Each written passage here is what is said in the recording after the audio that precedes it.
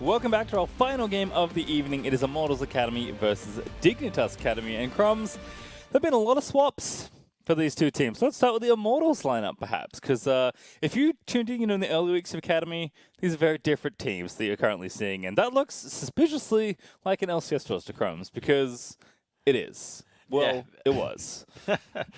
Yeah, Immortals have been playing musical chairs with the rosters, and now the LCS team is into Academy, and the Academy team is into the LCS team. If you follow preseason drama, you already know the scoop the whole way through, so don't worry about it. This is just what we're dealing with so far, and they have had a win in Academy thus far, which is what you would hope that this has happened, but the team hasn't quite been as strong as what you would have hoped to see from an LCS team. Certainly does seem like the players are looking motivated to get back, and IMTA actually are doing very well in the Academy, so they have to uphold their standings. In fact, they're currently tied in third, I believe, with EG, so wanting to make a little bit of room potentially here by picking up a win. On the other side for the Dignitas lineup, also a similar story, not a full-on swap, mind you, but the entire top side from the LCS team has been lifted to join Asta and JJ here for this Academy squad. It's interesting that this is what has happened with this roster where Viper is kind of moving back and forth as well. So before the whole swap, Viper was subbing in with Lorlo and now it seems like this is where he's staying with the Academy teams to keep Phoenix and Dardoch in the main. And the big thing for this team, I think, has been a better drafting. I think thus far they actually beat 100 Thieves just from the draft flat out, and it's something that we want to see continuing because in Academy, a lot of these games can be decided by just having a superior draft, especially when teams are tunneling into making sure that you have that Aphelios in the bottom lane or something like a Volibear, which I still think you should probably take that one. It's been first picked every single game. It's a really strong pick right now, but it's one that seems like nobody's really pinpointing as bannable just yet. Yeah, it seems just very solid, but we'll see what happens in the draft as we do move into towards Champions Select. I do want to highlight the jungle matchup, though. This is actually one of the more stable matchups. We've actually seen this matchup in Academy quite a lot. So it's Potluck versus Acadian, which, again, we did see quite a lot of in spring. Potluck loves to play that Lee Sin, but it needs to be a bit cleaner. He's got the mechanics, but you just have to be playmaking so much. Whereas Acadian, I think, started to get the hang of the Graves, especially piloting that new Graves tech with the Ignite Graves. If you play this, you know how strong it is, how annoying it is. You're pretty much guaranteed to have the winning jungle matchup every single time, which is incredibly valuable and competitive because it allows your jungler to just do whatever he wants. And if you can back him up with a global like TF or Galio or even like a Ziggs bomb to help him along the way, you just have a one-man army with all the reinforcements behind them. Yep, they're both pretty aggressive junglers, but it certainly feels like Acadian should feel very at home in this kind of metagame. Perhaps Volibear will be the difference maker as we move towards Champs Select. Like I said, we'll have a look to see if the teams value it as much as everyone else has today, Crumbs. But again, I think given that there have been so many swaps between these two teams, given that a lot of teams are just trying to kind of scrounge up wins, at this midpoint through the season, keeping things simple for yourself very important as you look towards, the end of the season and towards those playoff spots. So I think there is a lot of merit to just picking the good champion and, playing solid League of Legends, but we'll see what they have in store here for this draft here as Trundle, TF, and Varus and Ezreal have all been banned away. And Immortals, they are they have one last week, and they did beat EG, who actually just had a really solid game thus far. So I think that despite the record, this could be a team that just creeps its way up into the top of the standings and really shows us that they are a step above Academy, but maybe one beneath the LCS. I really liked Soaz in particular when he had the opportunity to be on a more carry style champion in the Mordekaiser and less so on things like the Ornn, and it's what we want to see out of the players that come down into the league. Don't be playing these supportive style picks. Just make sure you've got something that allows you to be the star of the show, and that also plays really well into gaining that confidence. And starting with a Graves game does a hell of a lot for making your jungler feel like he's on top of the world. Well, we were asking for Volibear, but I think it's very tough for either jungler here to want to pass up Graves. So that will be the first pick. And there's set Volibear instantly for Dig. So looks like set top for Viper and Volibear jungle for Acadian if we had to guess. But actually, both those champions relatively flexible. So a number of options open for Dig as well. That is a bold for Dignitas. Now, I also think it's interesting that they have passed up on the Graves, like you mentioned, but usually when Graves gets picked up, there's one very common answer, which is the Nidalee. Now, we've seen Acadian and Froggen try to play Nidalee. It just has not worked. In fact, no one really in NA can pull off the Nidalee. It's really only LPL and LCK that can get away with it, so I understand why it's not being taken away there, but you take advantage of the fact that Graves' range is a big weakness of him, and when you pick all these melee diving champions, well, you kind of play into his range, so he can be much more effective then. And then when you've got the Ashtam Kench for the global support, thinking that you can surprise anyone on the map becomes an opportunity to second guess yourself. Yeah, all these bottom lane bans actually for Dig, and Artek and Gate just settle on something very solid here. Also pretty quick Syndra lock in here for Dig. Very well, Dignitas may just be picking picking their own champion here. Like, I could certainly see this exact lineup for Dig in top jungle and mid, but we have already seen Tomo swap Syndra to the bottom lane, so there is that option as well. Yeah, I will add, so in 200 games, in 200 recent games from Froggen, he only has 2 Syndra games. Oh, goodness. And they are years ago. So either he's picked it up when it got nerfed, weird, or Asta's playing it again. So I think this is hands down Asta playing the Syndra, and you're saving last pick for Froggen. Also respecting the idea that one of these two kind of like prominent top lane champions are not going top lane because they've actually banned away the Riven as well from Viper. Soa's also going to lose the Ornn, which you'll be happy about anyway, Crumbs, because you much prefer Soa's more proactive carry style champions. I think he wants Rumble. To me, this says you ban Rumble. Riven's best matchup for current top lane picks is Rumble, and so banning her away, let Soaz take that pick and just be happy with that one, because this could be the set support as well. So the flexes are really throwing a wrench in IMT's plans, because I mean, you wouldn't really ban the Riven if you didn't think that top lane was still up for grabs for Dignitas, since Volley and Set can go there. And you may be right on the Froggen read there, Crumbs. Blitzcrank also the last ban there for IMT, so clearly having to cover a lot of different possibilities here in Dignitas' draft, which means they've probably done a good job of flexing things around here in the first phase. And there is Orianna locked in, so it does seem to be that Asto is in fact the Syndra player on Dig Academy. Your detective work has paid off, Crumbs. Yes, going as far back into a player's match history does pay off in the end. And okay, this is another matchup that Riven can definitely win, but it's weird that the Riven's getting so many bans right now. Maybe they're anticipating that Viper has been warming up on Riven because of the 10-14 buffs, so maybe then she will be a much more valued pick from Viper. But for now, it's mostly making sure that you don't just slip a game off because Riven gets to pop off, since nobody really has practice against her anymore. That's what it feels more like, you know. It's you're never gonna look silly for banning Riven away from Viper, but you will look silly if you don't ban it and he beats you up, you know? So, you know, it's kind of a safety thing more than anything else, perhaps. Wukong last pick here for Dig after Aatrox and Azir, though, so IMT, it's almost a throwback comp in a lot of ways. Aatrox, Tahm Kench, Ashe is like not a call we've seen for a while, but certainly these are all champions that have been played for prominent stretches in League's lifespan, at least once upon a time. I'm a big fan of the Ashe Tahm Kench. Now, when it first debuted, it was Prey and Gorilla. But recently, the most recent debut was actually Top Esports. And they are incredible at this lane. Like, it is unreal how much value they get out of it, whether it's laning and weaving in those volleys and tongue lashes in the laning phase to harass you down, or rotating across the map with your semi-globals and Ash arrows. So there is a ton that can be done from this lane, despite the fact that Tahm Kench is usually thought of as a very defensive support. I think that if they play it right, we could see Immortals' bottom lane really starting to shine here.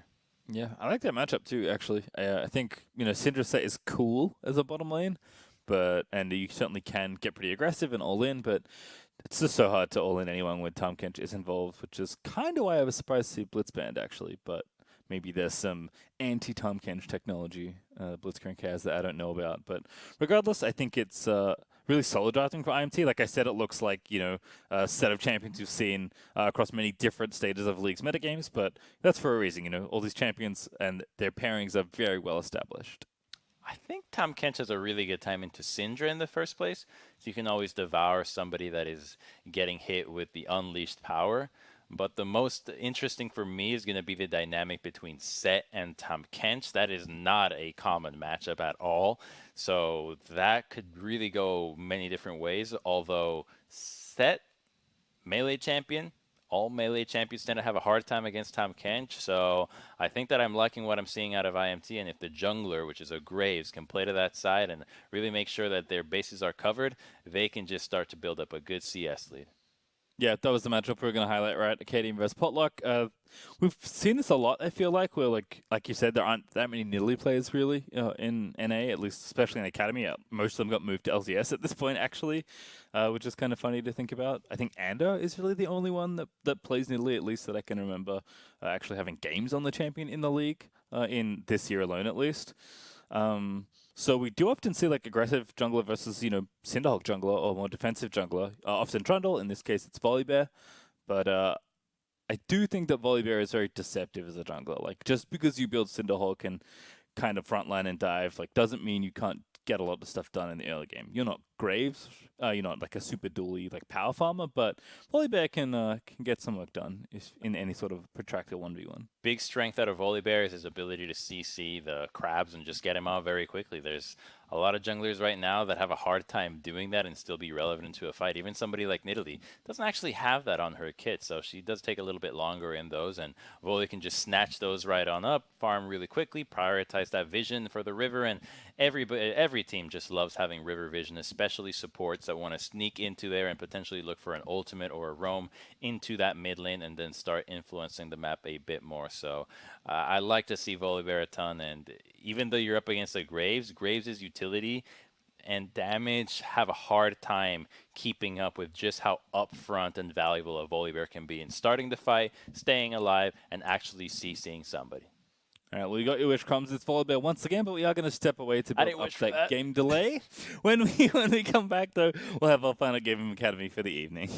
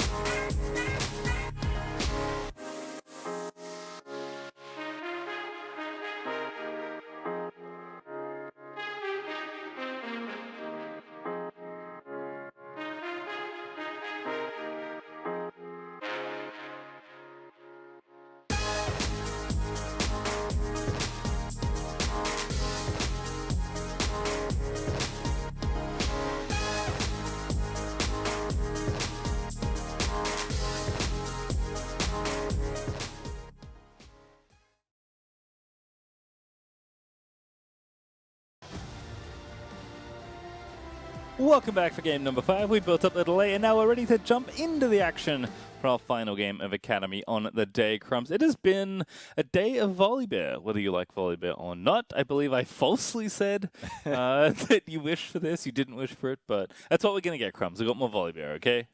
It's okay. Sometimes we don't get what we wish for, and we just got to deal with it. So Volibear seems to be really strong, so we'll deal with it until he gets nerfed in the next patch. So that probably won't be enough to deter him from being first picked all over, since the utility he brings has not been touched, just some of his damage, which is kind of insane in the first place. Yeah, he's looking good, and he's had a good run today from the jungle. We'll see how Acadian does up against Potluck, which feels like an old nemesis almost at this point in the Academy jungle sector, although like we said, it's been up and down for a lot of these players as Aker dabs along with Pengu. Viper going to get spotted here by Soaz and Aker, but puts up the thumbs up and runs back towards the red buff as the little probe for information is backed off of very quickly there for IMT. Yeah, they are going to be happy to just do your standard point defense, even Acadian instantly warded and then bases for the red trinket.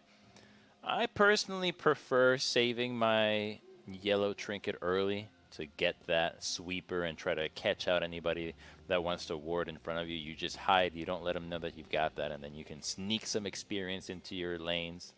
But these teams are well aware of that strategy, and it'll really suck if you as a jungler ward, somebody else clears it, and now you've already set your lanes behind.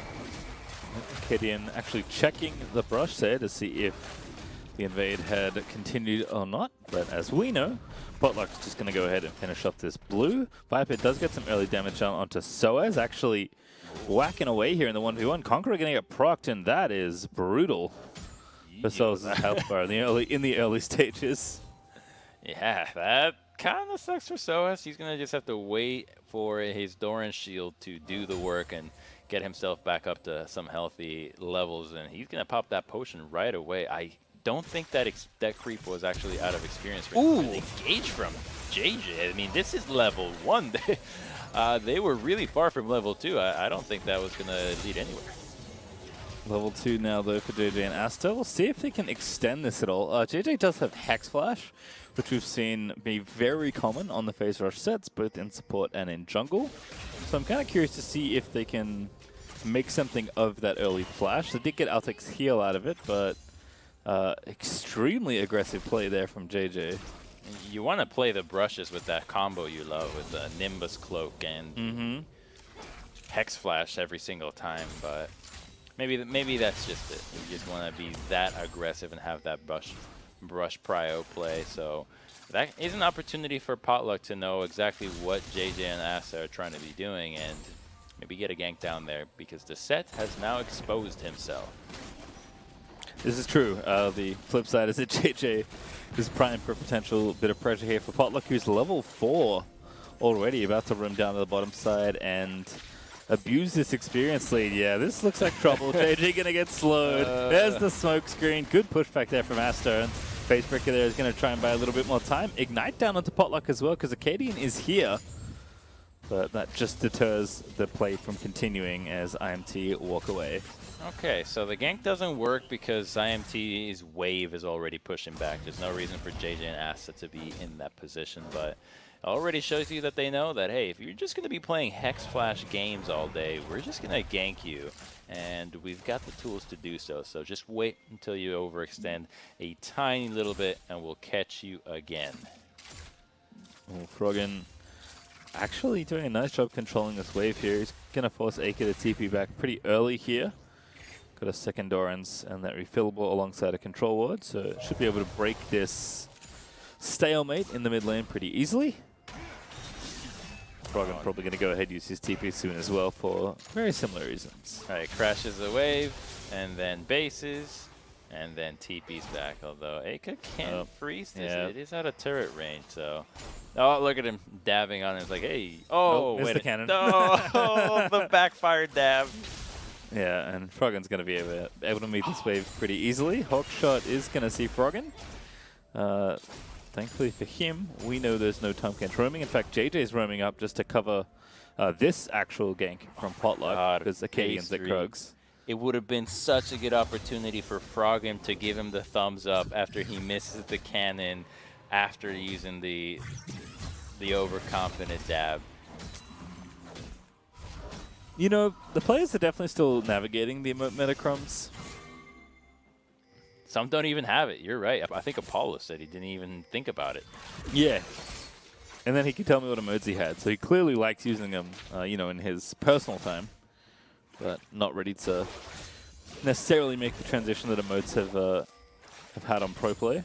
Is this one of the most impactful changes to pro since I don't know, pick your favorite major patch? Oh, it totally is. I think it's just one of the most wonderful changes the league has made. It really just changes the language of the game itself. It gives you a bit of flair for individual players. Like it wouldn't be it's a great time to pick a player to be a fan of, because you can just look at their emote usage and that should tell you enough what kind of player they are, and then it's easy to latch onto somebody like that versus one that's just not using them at all. What do you think of players that use emotes from teams they used to be on? Because I've noticed that's a fairly common trend as well. So I've seen Alorum go for that with the Optic Gaming. Yeah, Asta did it as well this game. Right. I don't know. I feel like maybe they're just giving a shout out to those teams. Like, hey, this is where I started my career. Like, I don't think it's that exciting as an emo. It feels very personal. Like, this is just, it's not telling the audience something. It's more like, this is something that I think is interesting. So it's hard for me to understand what they're saying with it versus we all know what the thumbs up means or the That's dab true. penguin. Well, the Blitzcrank question mark is IMT did get that first dragon. Just a really solid bit of pressure. Had control of midwave. So able to roam down and take that first strike nice and easily. Hex Flash in here for JJ. Gonna Nimbus cloak his way onto Outsec, and that did not connect. A little short there on the breaking of the faces. Just so enjoyable watching the set go for the play over and over. There's really no variety in it. It's the same trick every single time, but he just hopes to get it one day. It looks really fun from a support perspective. Like just channeling up Hex Flash and like zooming towards people. Maybe your teammates don't enjoy it as much if you like recklessly diving with the Nimbus cloak, but from a selfish perspective, it does look quite enjoyable here as Acadian is on this crab, gonna smite that down.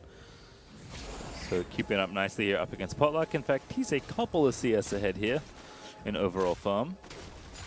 So on the topic though of using team emotes, I think one of the most interesting ones we saw was actually Contracts, of course now on 100 Thieves LCS squad, using Cloud9 2017 Worlds, which of course was the Worlds he attended. Oh. Yeah, so that was kind of a cool What do you think throwback. that is, right? He's just saying like this was where I want to go again, or I'd like to go back, please. Put me on a team as good as Cloud9. I mean, you know, given how well they're playing in both Academy and LCS, it's hard to blame him. I actually had a dream a few days ago where I was jungling for Cloud9 and I didn't have to do anything and we still won the game. Like I was just AFKing practically, and it's like, hey, we won! Congrats, you're amazing! Like, okay, I didn't really do anything. They definitely couldn't. They couldn't carry me in LCS, but I think if you put me on for any random member of Cloud9, we could win. We could win a pretty high elo game thanks to their strength. Definitely not LCS, though. That's a step too far even for those talented individuals, as Riftchild's going to go over to Dignitas. Solo's going to try and cut off Acadian. Nice chain landing, but the bear will not be stopped and does run away. I think if Altec was 6, Immortals would have had a much easier time deciding that they wanted to take that fight, but losing that Herald early, not the end of the world as long as they can take some plates elsewhere. But we're going to have a bit of a mismatch here with the lanes, as Immortals is thinking it's going to be a swap. The Syndra and Set are going to stay top lane. Let's send Aatrox bottom, but it's not. Now we have 1v2s happening in multiple sides of the map. See how long they last here. As you can see, Gate was recalling. He's decided to maybe back off now. Viper going to clean up his waves, and it looks like we are going to have the swap back here. Well, I guess it depends how much work they can get done on these towers. Doesn't seem like Asta can really get a whole lot done. So I imagine Dig wants to swap back into the 2v2 if they can. Otherwise, feels like Tower is going to be taking too many plates worth of damage. Although here comes Acadian, so there's a dive possible here in this 3v2. It's good that Potluck was here because Soas is much more vulnerable to the dive than Wukong would have been to the Ashe and Tahm Kench. But just a nice little plate trade here, and Wukong is making his way down. Doesn't have TP, so this could be an opportunity for Altec to just cash in on a lot of gold. And if they don't die here in these fights, Dig ends up losing this. Yeah, wave timing's pretty decent here as well. The Viper's actually going to walk all the way down here, pop the Scry's Bloom, and now they know something's up, so they have to run away. So it's going to be the first one to go in, though. And there's JJ going to tank it up. Syndra ulti's going to get devoured up by Gates. But here's the dive again. Stormbringer's going to turn off the tower. Viper going to start spinning around, and that's the first blood over to Volibear. As they will at least get a trade. Viper not able to spin his way out of that one, so Potluck's able to get the trade. But still, worthwhile gold there for Dignitas. Oh, they go for the long con. The monkey just swinging his way across the jungle all the way from top side into bottom. But I want to see what's going on with Alta because he landed a pretty clutch arrow there to make sure that Viper could not get out of that one. He even had the flash before the start of this play. And this is a good move there from Gate to make sure he gets the Aatrox safe and sound. The turret is disabled, but then here, clutch arrow, catches out Wukong. Clone wasn't up, he dies. Had flash up, but who could have seen in the middle of a dive that there is an arrow coming down when all four members are just focusing on the turret and your mid laner is just farming away? Nobody can call that one. I mean, you saw it, Crumbs. Pretty impressive catch there, as Altec does manage to find the snipe from up top. So is now zoning out JJ. See this 1v1 matchup a lot in top lane, but not very fair. With support set only being level 6, so that will be the second dragon over to IMT. I think in the extended play, even though I like what Dig did, bringing so many people to that tower dive, they actually didn't get very much out of it. They didn't get the tower. They lost some plays on top side. It was an overall trade, even though they got the first blood. So I like the attempt from Dig, bringing everyone for a nice dive. It's bear hunting season. Yeah, this is a bit greedy. Soa's gonna dance around. Acadian now forced to flash. The push does not connect there for Acre, as Acadian flashes very quickly to ensure he survives. Yeah, on the plate to the top side, IMT actually ended up getting a kill and more plates as well. So look at how top has 1, bottom has 2. So Altec just did a great job, and he gave a lot of solo experience to the Ashe, which can be a pretty powerful carry in this current meta thus far, especially with the Hurricanes once you get started with stacking. If you see in the LCK that montage of Ruler going for a very impressive kiting play, well, that is what the Dream Ashe looks like, and it's not that hard to achieve. You don't actually have to kite that well. As long as your team positions themselves between you and the enemy, you can just stand and deliver and dish out just as much damage. Yep, there's definitely a lot of dive to avoid in this game, between, you know, the Syndra potentially sniping you with the long-range stun, and then everybody else being able to dive in and help deliver Orianna's ball. Altec going to have to navigate very carefully positioning-wise around these team fights, but if they cannot pick up those carries with the engage that they have drafted, it's going to be a real rough time for Dignitas to find their way in these 5v5s, but we are a little while away from that really mattering right now. It is just some exchange of lane farm. Looks like the tower plates are going away, so the extra gold available there is no longer going to be available. And kind of just waiting between Drake spawns at this point. I think IMT pretty happy to coast with their farming, with their Drake lead.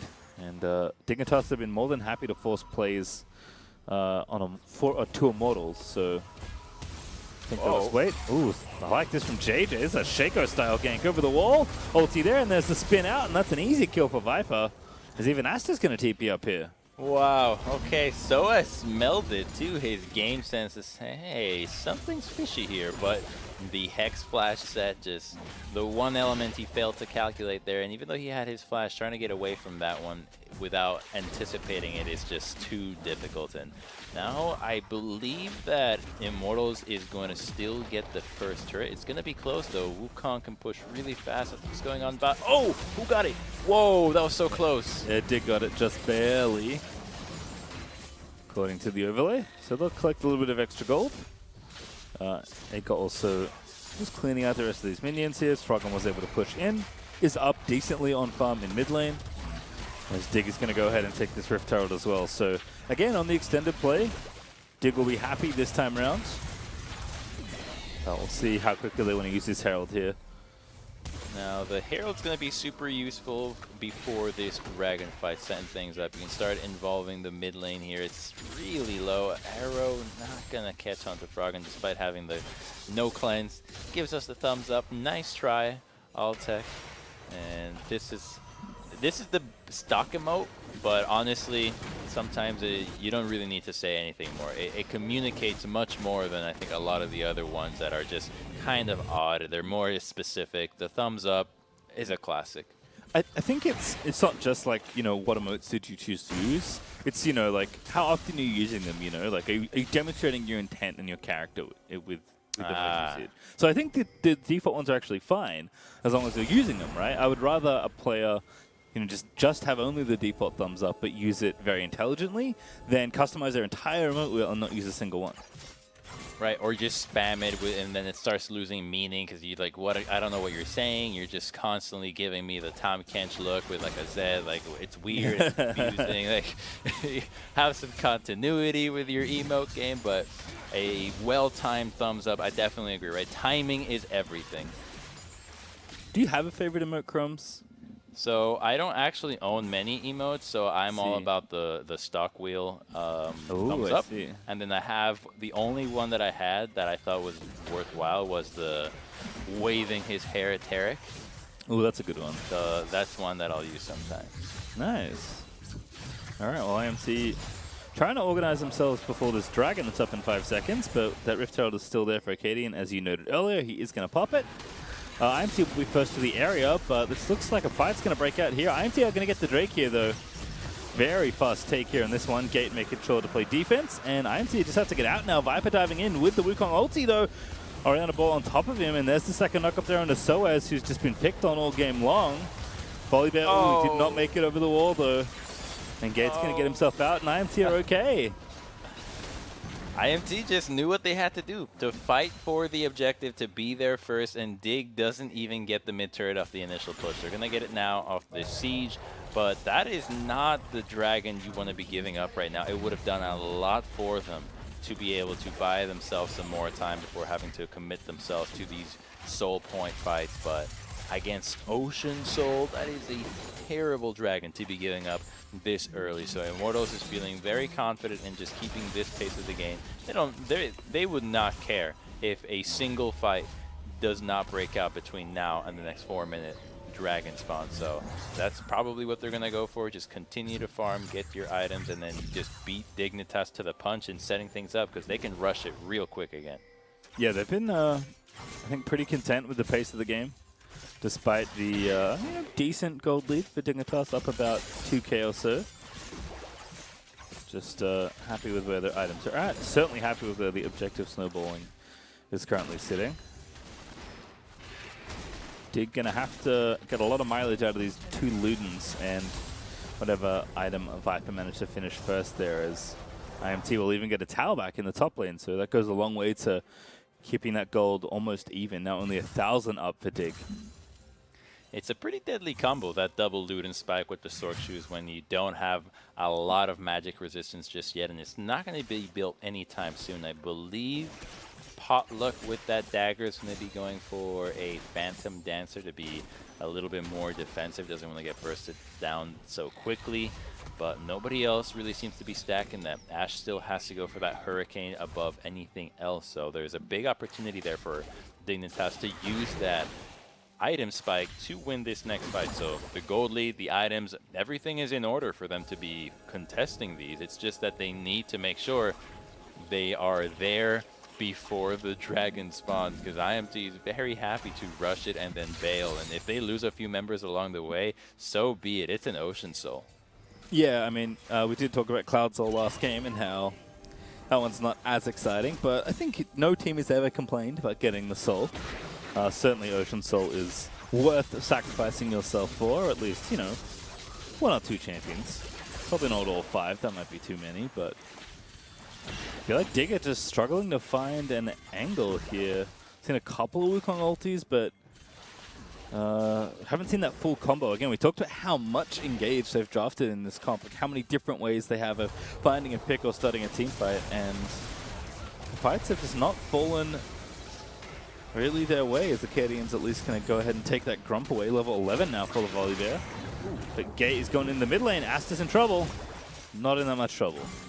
So Dig has a lot of ways to start a fight, but the interesting thing is that they're all really, or the best ones, are just melee champions. So JJ has to get in range. If he's not hex flashing and you don't expect it, it's hard for him to actually get onto you. Otherwise, he's really just Udyr with bear stance max, just running at you. Same thing with Vipers, kind of the same deal with Acadian. You can very easily tell when he's going to jump on you, and you can kite him out with a champion like Ashe and Tahm Kench that are quite difficult to engage upon in the first place. So it's the dynamic that happens when you are building not only without a marksman that changes your ability to siege and play 1-3-1, but now you have champions that engage yet don't necessarily have somebody that is at a distance to follow up with sustained DPS. They have burst. So being together when these engage happens is even more relevant than before. And that's something that hasn't been the strength of Dignitas this split thus far. A lot of the times they're not engaging next to each other, and that is even more apparent in these fights with melee champions. Now I just want to see Hex Flash and Nimbus Cloak Udyr, because it actually sounds horrifying to play against. Okay, wait a minute. I'm getting some ideas. All right, well, if anyone hits Crimson Solo Queue in the next few days, I'm sorry, it wasn't my fault. But we do have this dragon now to play for 12 seconds. Spellbook Udyr with Hex Flash. Now, wait a minute. Now, wait. Is that allowed? Yes, it is allowed. That doesn't sound so bad. Dragon's up there, and IMTA looking to fight as we expected. So has already popped the ulti and started running in there. Oh goodness, what a knock up onto Asta, but he's going to get blown up by the Syndra ulti. And there's the set diving in, ready for the Orianna ulti, and he's second now. No, it's not there. Not yet, at least, as Viper's going to re-dive in, but Gate's going to be forced to flash away. Here's Frog and Shockwave onto one.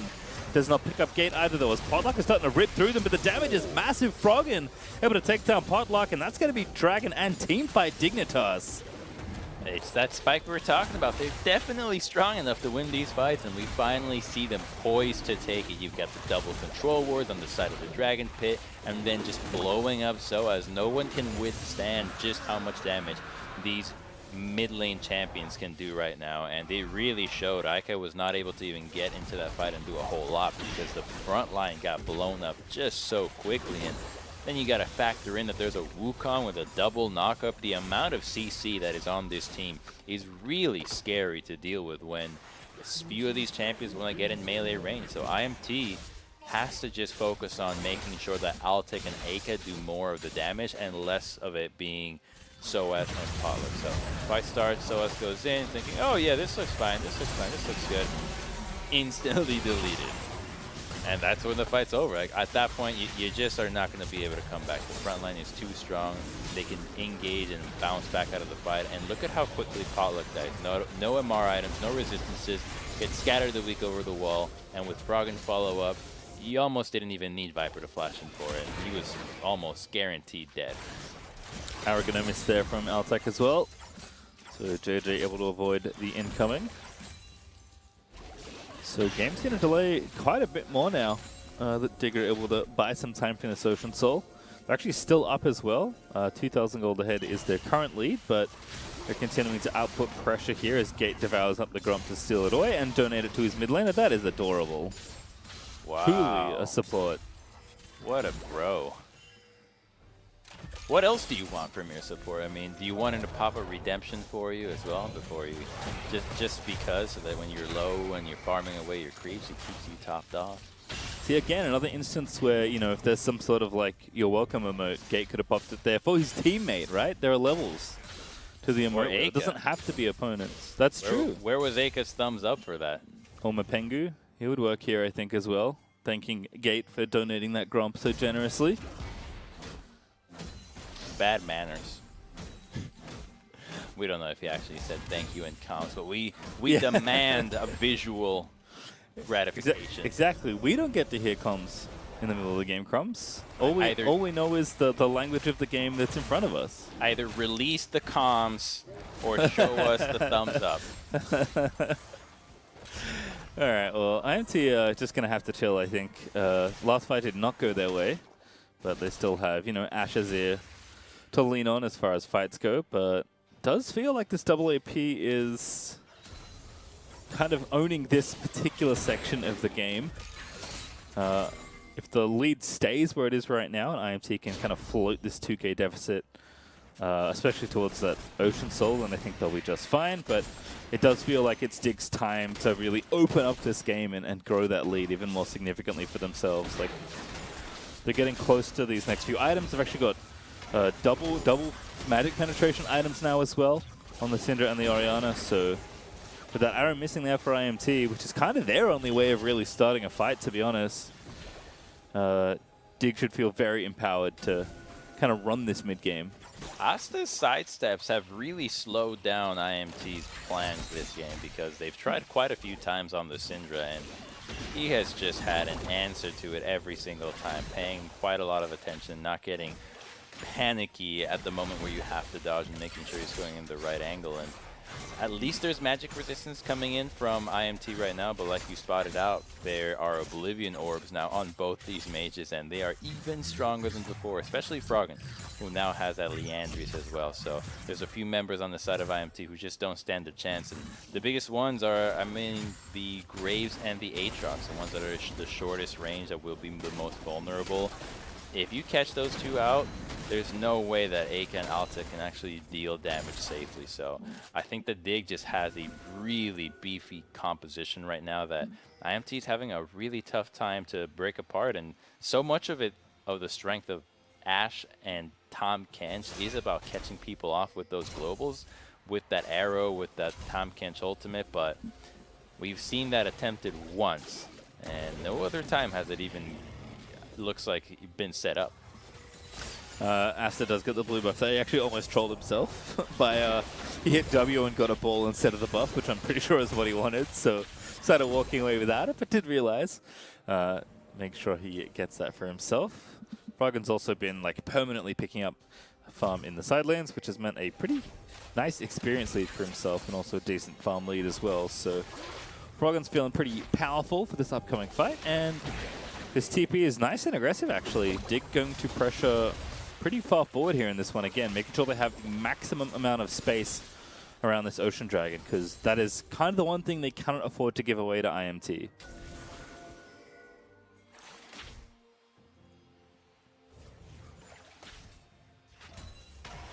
I guess this Baron would qualify also.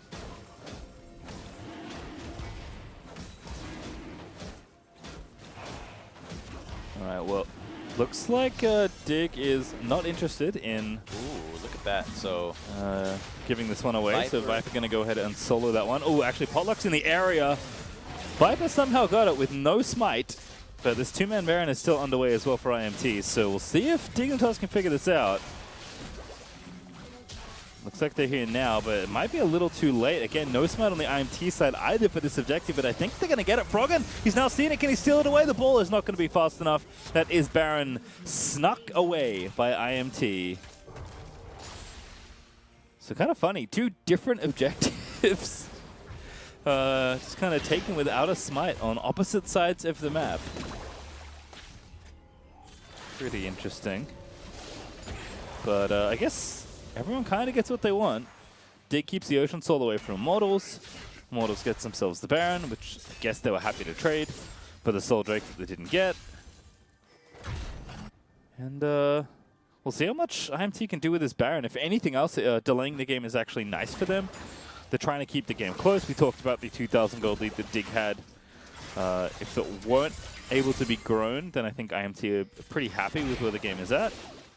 And it's even shortened thanks to that Baron, as potentially even up or go further if IMT are able to take down some of these lower sitting towers, especially this one here in mid lane. TP in though from Dig as they are trying to defend their structures. Awesome. It is kind of amazing that with no cleansers, so many arrows have been able to be dodged. Did they rush it, Pastry? Did they go for? Did they trade Baron for? Yes. Oh, yeah. So welcome back. So Viper went to solo the dragon to deny the soul. Potluck checked it, didn't get it, and then the entire time that was happening, where the Soul Drake was denied by someone with no smite, IMT managed to sneak the Baron also with no smite, because Potluck couldn't make it back in time, and Froggen did not check in time to try and contest for the objective. So there technically was a trade for those two objectives. It just didn't go down the way you maybe would have expected.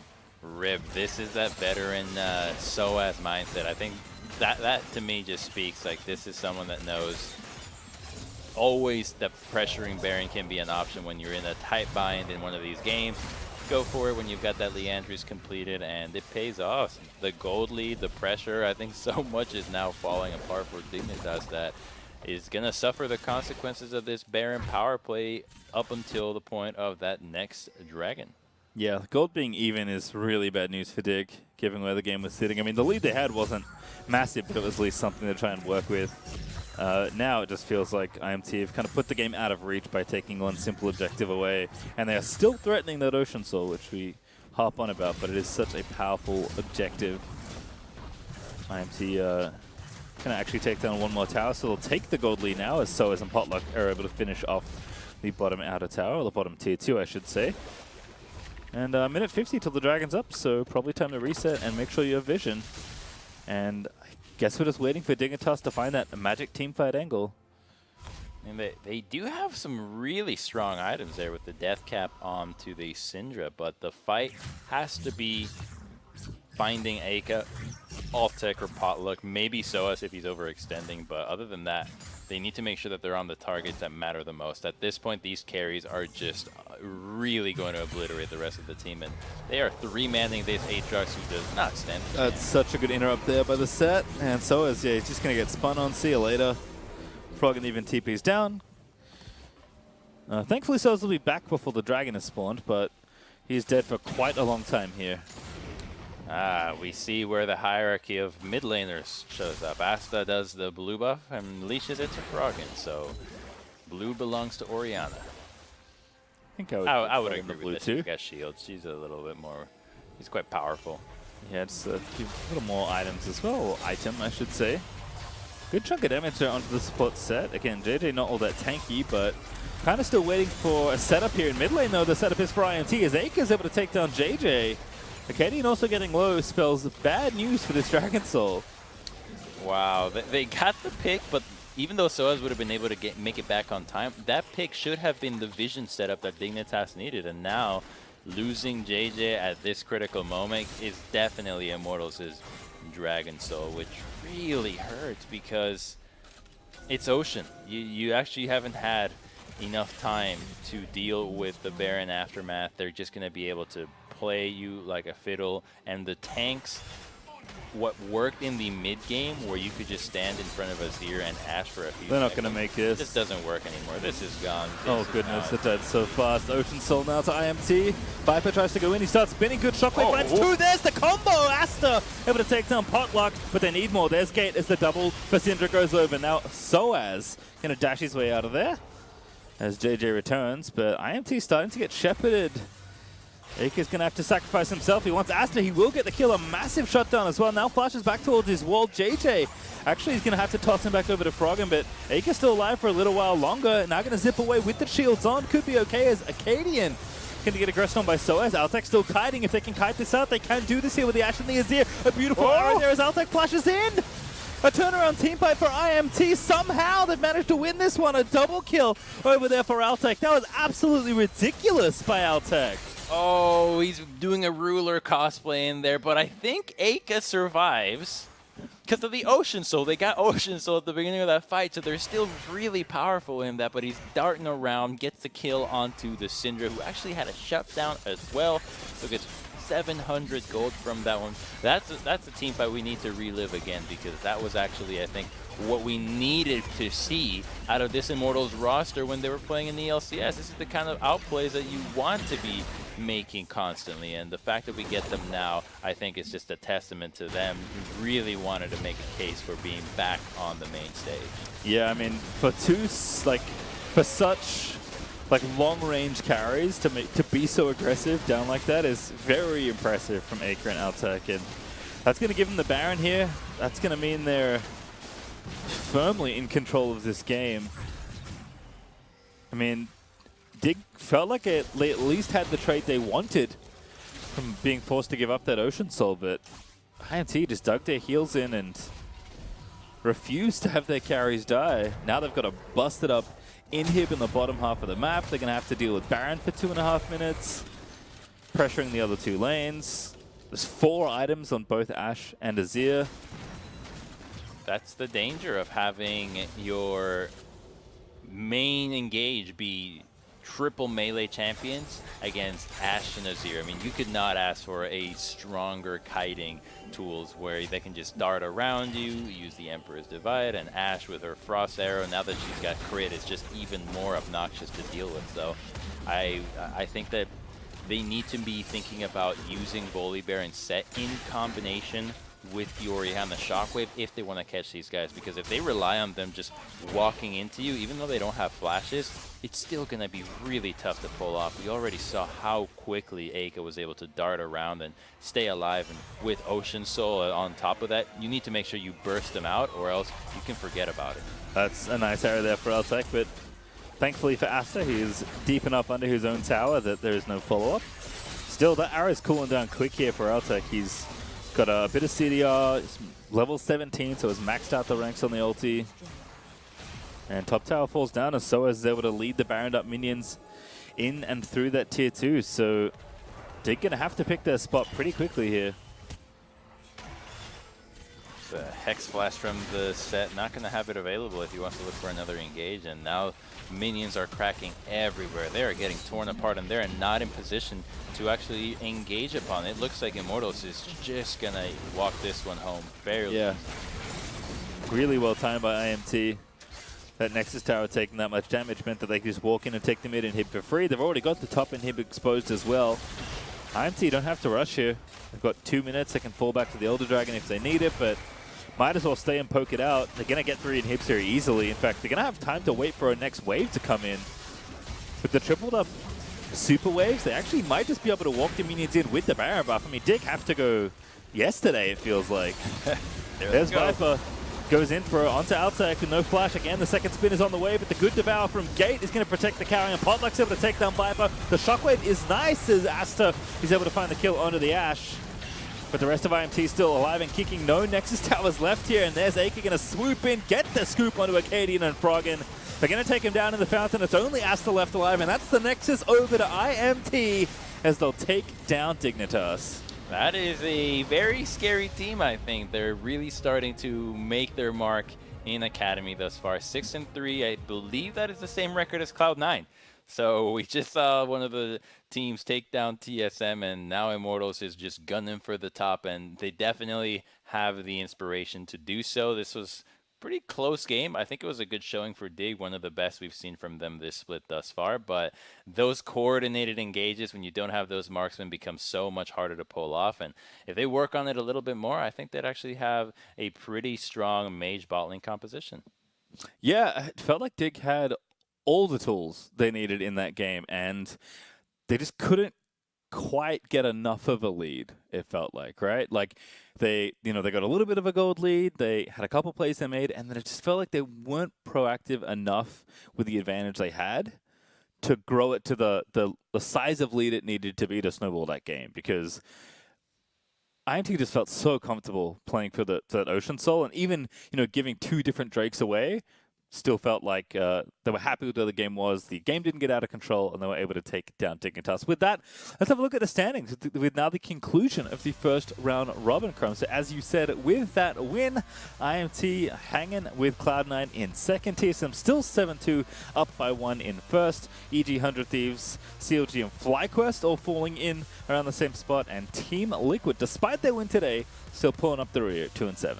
Ooh, Ooh, that top 4 is looking real interesting for me, Pastry. I mean, I thought Golden Guardians was going to hang up in there, but today proved that EG was just a class above. So those top 4, really interesting to see, especially how far Cloud9 can continue that streak, because now, well, they'll have to face Immortals soon again, and this is a team that is also on a win streak, so we'll get to see whether a former LCS team can stand up to Cloud9, who's just beating teams through sheer drafting and intelligent macro, versus guys that just played against the LCS teams.